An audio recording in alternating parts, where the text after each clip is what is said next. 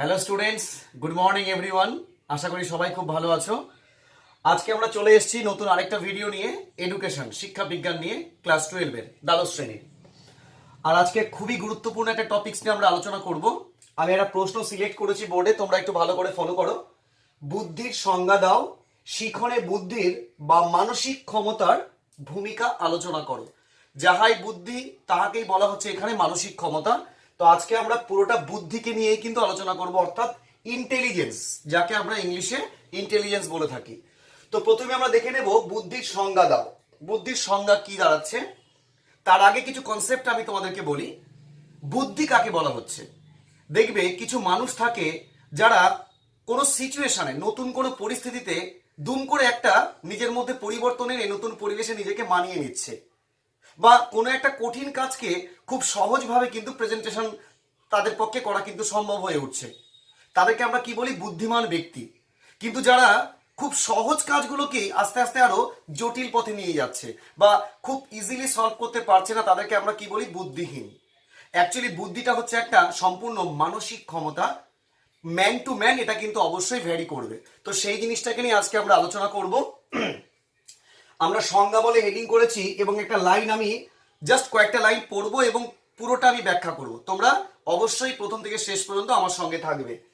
বলা হচ্ছে মনোবিদ পিন্টনার বুদ্ধির গুরুত্ব বিবেচনা করে 4টি শ্রেণীতে বিভক্ত করে আলোচনা করেছেন। অর্থাৎ বুদ্ধিকে কখনো একটা দিক থেকে কিন্তু আলোচনা করা সম্ভব হয়ে ওঠেনি, তাকে 4টে দৃষ্টিকোণ থেকে ব্যাখ্যা করা হয়েছে। যেমন নাম্বার 1, প্রথম স্টেজটা আমি বলবো জৈবিক সংজ্ঞা। জৈবিক মানে কি? দেহজাত, অর্থাৎ এটাও মানসিক ক্ষমতা। চলো দেখে নি এর মধ্যে কি বলা হয়েছে।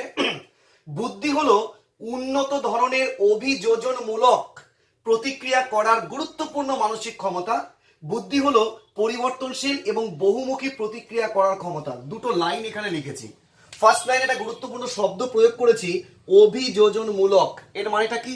অভিযোজন মানেই হচ্ছে নতুন পরিস্থিতিতে নিজেকে মানিয়ে নেওয়া। দেখো লাইনটা কি বলা হচ্ছে, উন্নত ধরনের অভিযোজনমূলক প্রতিক্রিয়া করার গুরুত্বপূর্ণ মানসিক ক্ষমতা। অর্থাৎ যে সমস্ত মানুষগুলোর এই নতুন পরিবেশে নিজেকে অ্যাডজাস্টমেন্ট পাওয়ারটা থাকবে তাদেরকে আমরা কি বলবো? বুদ্ধিজীবী। আর সেই দিক থেকে আমরা কিন্তু জৈবিক সংজ্ঞাটাকে প্রেজেন্টেশন করেছি। নেক্সট বলা হচ্ছে বুদ্ধি হলো পরিবর্তনশীল ও বহুমুখী প্রতিক্রিয়া করার ক্ষমতা। বহুমুখী এবং পরিবর্তনশীল। দেখো আমরা সবসময় যে একই পরিস্থিতির সম্মুখীন হব তা তো নয়। কখনো আগের সিচুয়েশনটা পেতে পারি, কখনো বা পরিস্থিতিটা কিন্তু পরিবর্তনও হতে পারে, অথবা একটা দিক নয় তার অনেক কটা দিকও কিন্তু বেরিয়ে আসতে পারে। অর্থাৎ একসঙ্গে 4টে কাজ করার ক্ষমতা বা নতুন পরিস্থিতিতে নিজেকে মানিয়ে নেওয়ার ক্ষমতাটাই হচ্ছে আমাদের জৈবিক সংজ্ঞা। নেক্সট সেকেন্ড আমরা পয়েন্ট দেখব মানসিক ক্ষমতা সংক্রান্ত সংজ্ঞা, অর্থাৎ এটা সম্পূর্ণ মেন্টাল অ্যাবিলিটি। মানসিক ক্ষমতা কি বলা হয়েছে? বুদ্ধি হলো এমন একটি সার্বজনীন ক্ষমতা। সার্বজনীন মানে কি? প্রত্যেকের, সবার মধ্যেই থাকতে হবে, যার দ্বারা মানুষ একাগ্রতা ও বিশ্লেষণমূলক এবং বিমূর্ত চিন্তন কার্য সম্পাদন করতে পারে। বিমূর্ত চিন্তন কার্য মানে কি? যা আমাদের সামনে কোনো আকার নিয়ে তৈরি নেই। তোমাকে বলা হলো সামনে কোনো দেবতার কোনো মূর্তি নেই, তোমাকে আরাধনা করতে হবে। দেখবে যার অবশ্যই বুদ্ধিদীপ্ততা ভালো, সে কিন্তু মনের মধ্যে একটা ছবি এঁকে ফেলবে যে আমার সামনে একটা এই মূর্তি রয়েছে, আমি তাকে আস্তে আস্তে ধ্যান করছি। তো এখানে গল্পটা হচ্ছে তাই, এখানে চিন্তন কার্য, বিমূর্ত চিন্তন মানে যেটা তোমার সামনে মূর্তিমান নয় তাকে তুমি ভেবে নিয়ে সহজে কাজটা সম্পাদন করা, এটা ওয়ান কাইন্ড অফ ইন্টেলিজেন্স, অর্থাৎ বুদ্ধির একটা পার্ট। এবং বলা হচ্ছে বুদ্ধি অন্যান্য গৌণ ক্ষমতা অর্জনে সহায়তা করে। অর্থাৎ একটা নয়, একটা কাজ করতে গিয়ে আরো 3টে সমস্যা তৈরি হতে পারে, সেই সমস্যাগুলোর সমাধানও কিন্তু আমাদের সেই বুদ্ধির মাধ্যমেই সম্পাদিত হবে। এই জন্য বলা হচ্ছে যে বুদ্ধি অন্যান্য গৌণ ক্ষমতা অর্জনে সহায়তা করে। তুমি আর 3টে 4টে কাজ করতে গিয়ে নতুন নতুন কিছু ক্ষমতা কিন্তু অর্জন করতে পারবে। নেক্সট 3 নাম্বার বলা হচ্ছে শিক্ষামূলক সংজ্ঞা, অর্থাৎ সম্পূর্ণ এডুকেশনাল সাইডটাকে নিয়ে আমরা আলোচনা করব। বুদ্ধি হলো অভিজ্ঞতাকে কাজে লাগিয়ে আরো উন্নত হওয়ার ক্ষমতা। অর্থাৎ আমার পূর্বের একটা অভিজ্ঞতা ছিল, সেই অভিজ্ঞতাকে আমি এবার কি করলাম? প্রয়োগ করলাম।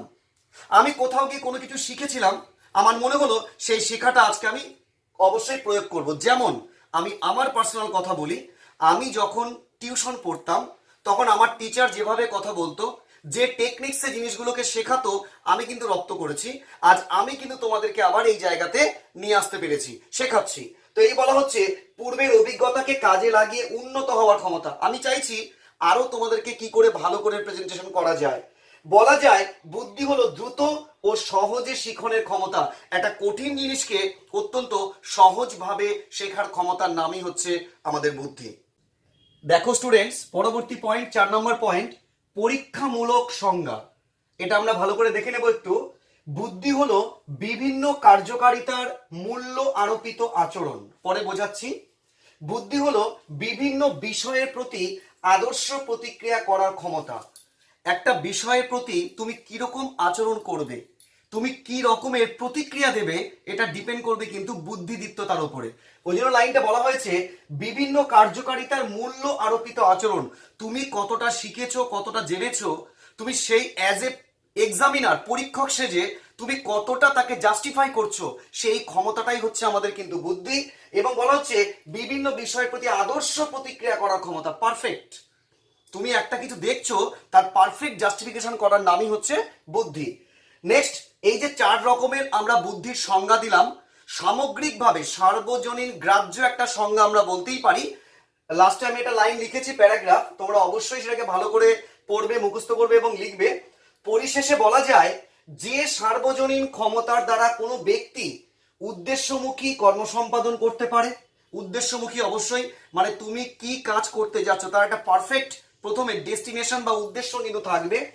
বিচার বিবেচনামূলক চিন্তা করতে পারে এবং পরিবেশের সঙ্গে সার্থক সামঞ্জস্য বিধান করতে পারে, তাই হলো বুদ্ধি। অর্থাৎ সামগ্রিকভাবে সমস্ত কাজকে সামঞ্জস্যপূর্ণ জায়গাতে এনে সঠিকভাবে কোনো কর্ম সম্পাদন করার নামই হলো আমাদের বুদ্ধি। এবার আমরা দেখব শিখনে বুদ্ধির ভূমিকা, অর্থাৎ মানসিক ক্ষমতা কোনো কিছু শিখন ক্ষেত্রে আমাদের কতটা গুরুত্বপূর্ণ ভূমিকা নিচ্ছে সেই বিষয়টা আমরা কিন্তু খুব ভালো করে বুঝবো। এখানে 11টা পয়েন্ট আমি লিখেছি, প্রত্যেকটা পয়েন্টকে আমরা খুব সুন্দরভাবে ব্যাখ্যা করব, একটু তোমরা অবশ্যই সঙ্গে থাকবে শেষ পর্যন্ত। নাম্বার 1 বলা হচ্ছে সঙ্গতি বিধান।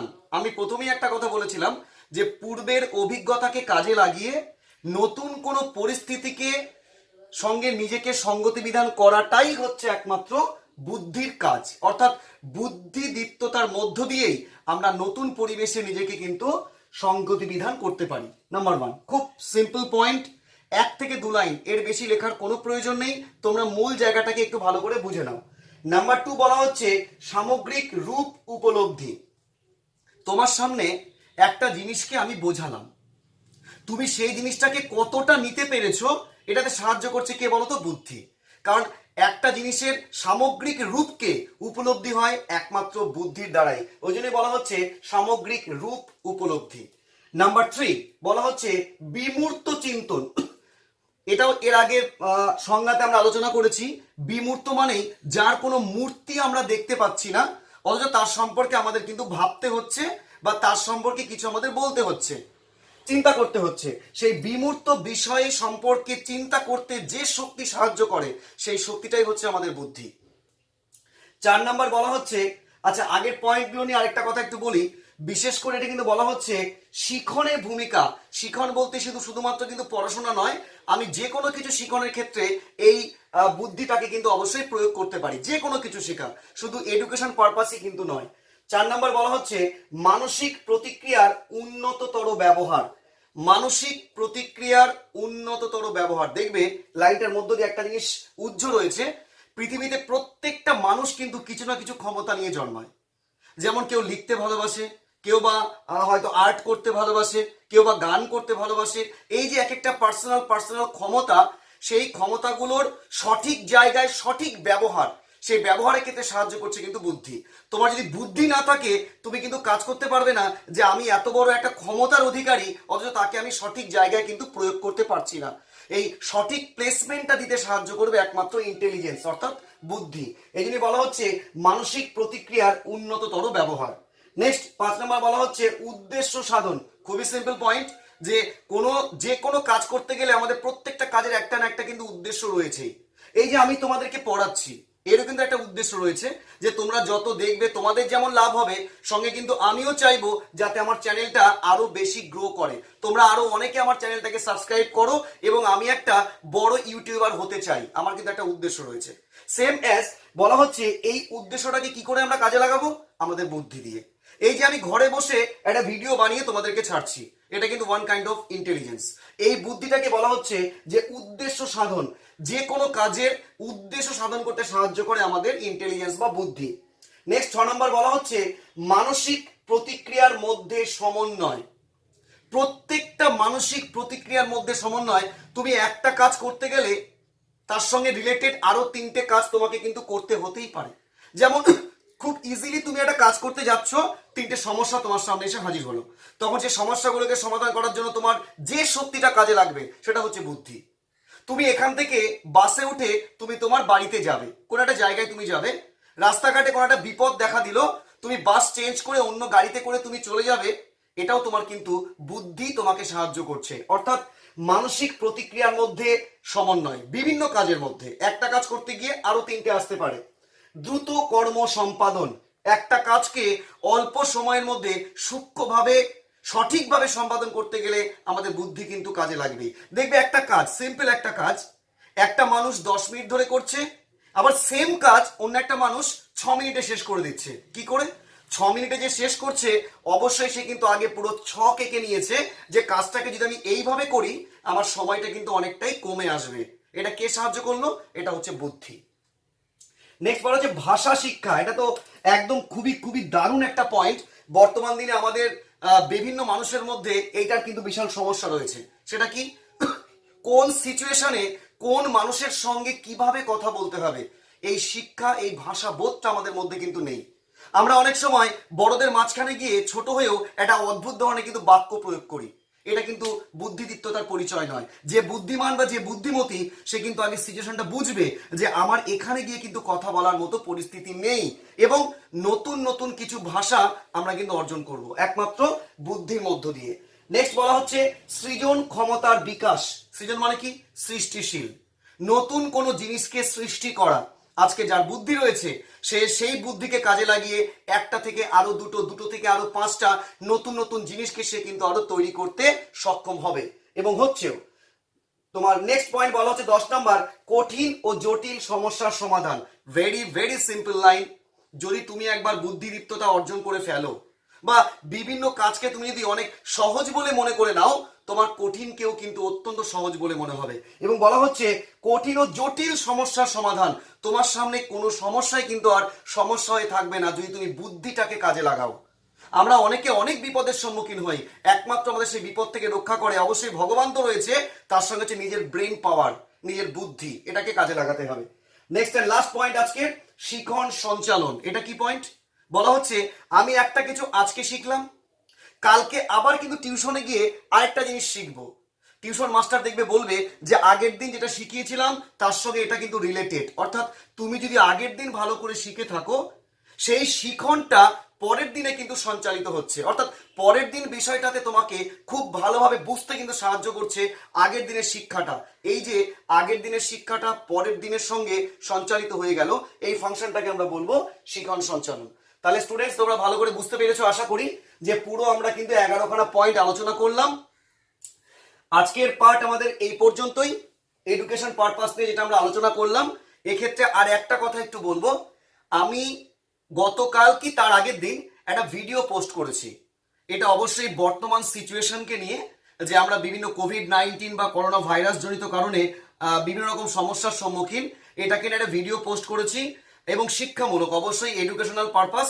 তোমরা অবশ্যই যারা এখনো ভিডিওটা দেখোনি তারা পজিটিভলি ভিডিওটা কিন্তু দেখবে, তোমার এবং তোমার পরিবারের প্রত্যেকের কিন্তু খুব ভালো হবে ভিডিওটা দেখলে।